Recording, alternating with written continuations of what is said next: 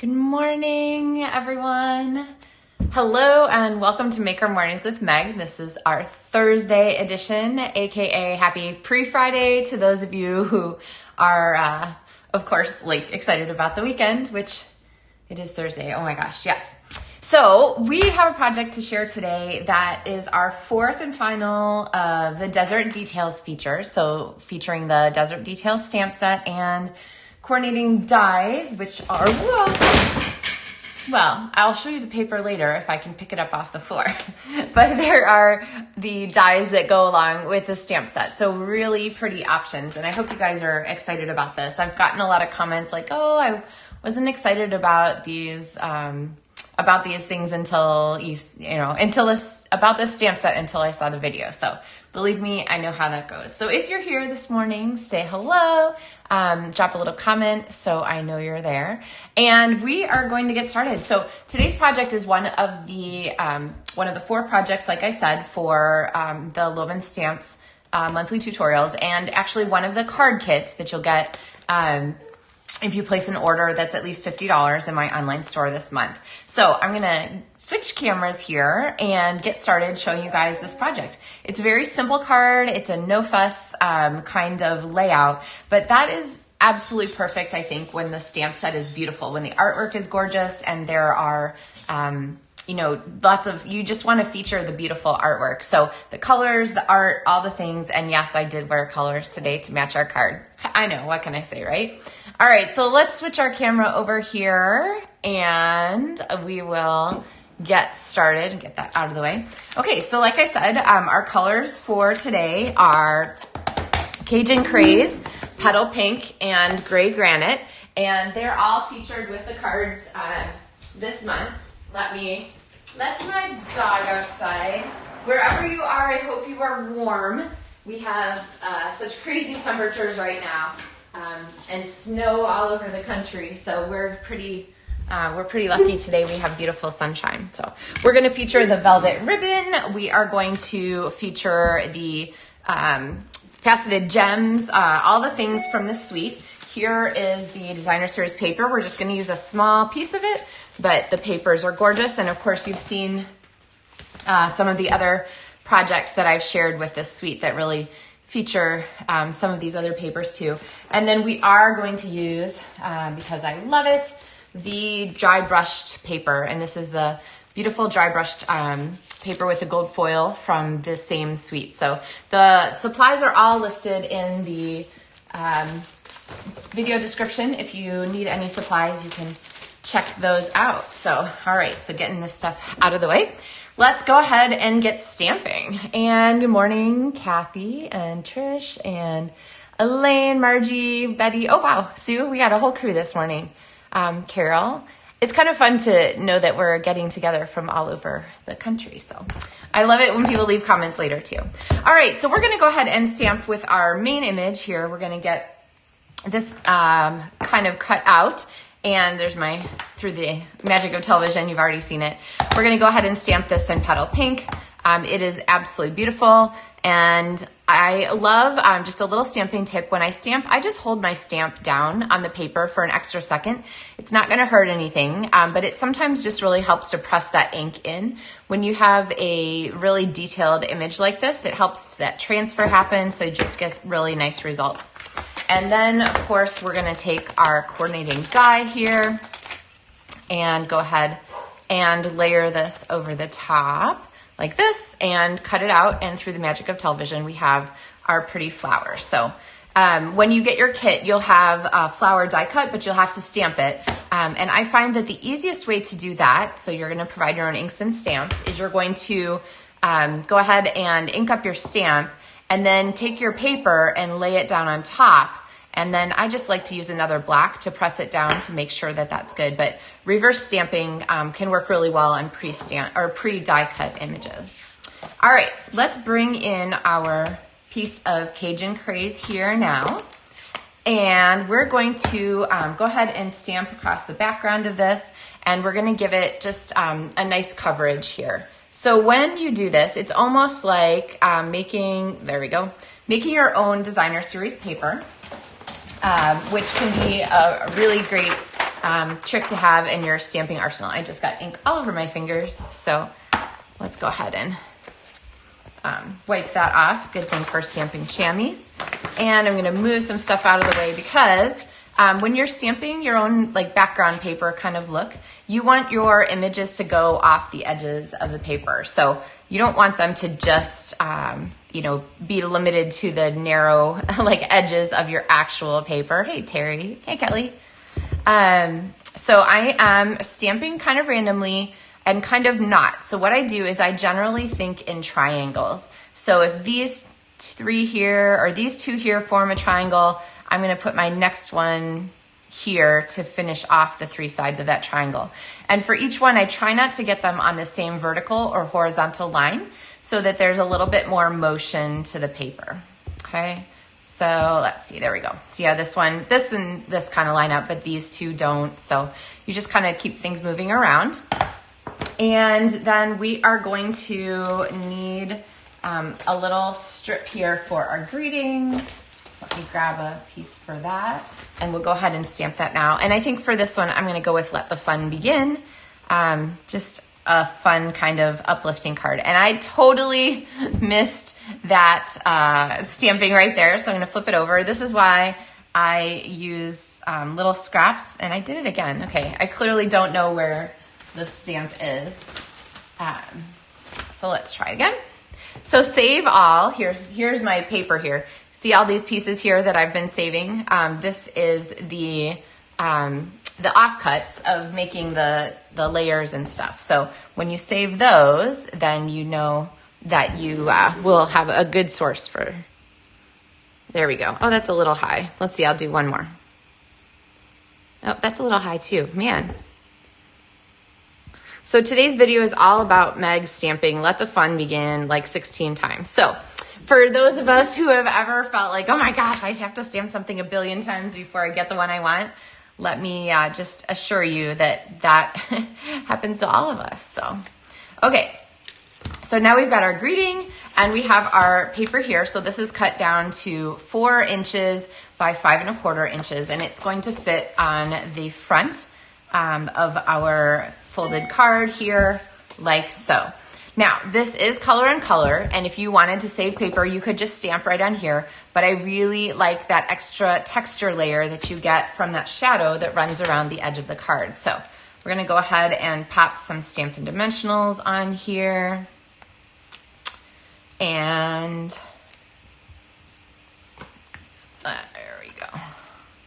There we have our kind of set card base, all right? And you can kind of see how that adds just a little bit. And then of course, having stamped those flowers off the edge really sets apart that image. Now, before we get to the front of our card finish, we're gonna go ahead and do the inside since we have our scrap paper here, because you always, of course, want to stamp both the insides of your cards and your envelopes, and somehow I do not have an envelope here. Okay, well, I'm gonna use a cream envelope. This is vanilla, very vanilla, because it's handy. And for this, I'm gonna take a stamp that is a border detail. So one of the great things about stamps from Stampin' Up! Is they come in sets, which you guys know, of course, and that they mix and match. So you have all the different images that you would want to combine to make a finished project. So, hey, Louise, hey, Patricia. All right. Oh, see, we have East and West Coast. I saw California to Connecticut represented. Now, I don't need this whole stamp, so I'm just gonna go ahead and ink an edge of it, except I just realized I want the other edge of it. And sometimes I don't stamp all the way across on an element like this, partially because it shows more if I get it crooked, and partially because I just wanna focus our attention here. So for the inside of our card, I'm just gonna do the flower and our little image. So really super simple. That is all we needed. And then I think I'm going to duplicate that on our envelope. So I guess I did use the other side here. So this is the flap side. I always like to stamp this element or this edge of the envelope down here because it is generally one that the post office doesn't seem to mind about too much. They really don't like things here because they sometimes print that little strip on there. So I'm going to avoid this and just use that bottom corner. So really simple envelope accent to go with our project. All right, my camera thinks that this should be white, so it's trying to, there we go. See how it has so much trouble with the cream not being white. So we're gonna let its white balance rest there. Okay, so I'm gonna go ahead and flip this over, grab some adhesive, and pop this inside our card since we have this simple piece here. And then we're gonna make a focal point around this gorgeous die cut that we've made, which of course I've misplaced. There it is. So we're gonna make a focal point around this gorgeous die cut. Now, you could put this right in the center if you want. It's a perfectly acceptable place for a focal point. I sometimes like, you've noticed, I'm sure, to move my focal point down and to the bottom right. You could also move it down to the bottom left, but I like it to the bottom right because it feels then like the next place you're going is this way, which means you're gonna open the card. So I really like to have my focal point kind of down towards the bottom right corner here of things, sort of on that third line. So if we're going to divide our project into thirds, we have a third line here, a third line here. So our focal point is on that third line. And if we are putting third lines on the vertical here, left and right, then we're on that third line again. So we've got that set up. All right. And then we want to bring in some of this pretty designer series paper. And so I've got a strip here. A lot of times with designer series paper, it doesn't take a lot to get the effect that you want. I'm just going to add this sort of horizontal element here that is going to sort of draw our focus here to our focal point. And then I really like texture. So we already have that extra shadow line around the edge from our stamped layer. I'm gonna go ahead and add a piece of this velvet ribbon, which is soft and squishy. I don't know if you can kind of see the dimension of it there. This stuff is really nice. It is pale papaya. So it is one of the in colors that will be disappearing. And you want to go ahead and get those in colors now before the retired list gets announced in the upcoming retired list gets announced in April, because you want to get any ink refills or cardstock or things like that before those things are available while supplies last. So grab them now so you don't miss out. Plus, you know, celebration is almost over, so this is a great time to get those. All right, now easy attaching. I am going to just take a strip of my Seal Plus and run this right across there. I've got 2 of them, and then I'm gonna press my paper down into those. So we're gonna do the paper, and then attaching ribbon is sometimes one of the trickiest things. So I'm just gonna go ahead and do that again and press it into the adhesive. And I'm going to trim both of these here. There we go. So a little bit over the edge and a little bit over the edge there for our card. And then we're gonna go ahead and take our flower. We're gonna pop this back on, and we need to add our greeting. So this one, my 8 times stamped greeting, is gonna fit right here, kind of between those two. Maybe I'll move this up a little. Now, I feel like we're a little bit low in our focus here, so I really wanna have just a little bit of a vertical element. And this is where our absolutely gorgeous foil dry brushed papers come in. So we're gonna go ahead and go with the one here that's sort of in the oranges and so forth. And there is a die in this set that I've used many times. It is this beautiful succulent one. And I'm gonna go ahead and die cut that from the dry brush paper so we have this pretty element to add to our card. And not only do we have our texture from our ribbon then, but we also have our pretty foil, which really kind of sets things off. So I'm gonna set that over there to the side, and I'm gonna pop our greeting here. And then I'm gonna go ahead and glue things down. So I don't know, do you guys always lay everything out before you start gluing? You kind of figure out where you want things to go. So I'm gonna use some Stampin' Dimensionals. And like I've said before, I do love dimensionals for sticking things down, whether you're using the edges or the full pieces. I'm gonna go ahead and pop this on here. And it's not gonna stick very well to the ribbon, so we're gonna kind of like structure this here so that it sits both above and below with our dimensionals. And then, yeah, there we go. We're gonna go ahead and pop this off so that we can add our greeting here. And I'm gonna go ahead and pop one more dimensional under our flower here to anchor our greeting. So I've got our greeting anchored both here and over here. So we have our pieces are not going to go anywhere. They're not going to come off. Now, we of course need some extra bling to sort of accent this up. So these are, like I said, the gold faceted adhesive back gems, or sequins, adhesive back sequins. And I'm gonna go ahead and pop a couple of these. You can grab those with your fingers, but honestly, you guys know that the, take your pick tool is my favorite. So there is this little putty end here. You can kind of, can you kind of see? We'll get it to focus there. There's putty end here, there on our piece. And so it's gonna grab stuff, but not super hard. So I am going to grab and do a slide and stick. That's my little mantra for the take your pick tool, slide and stick.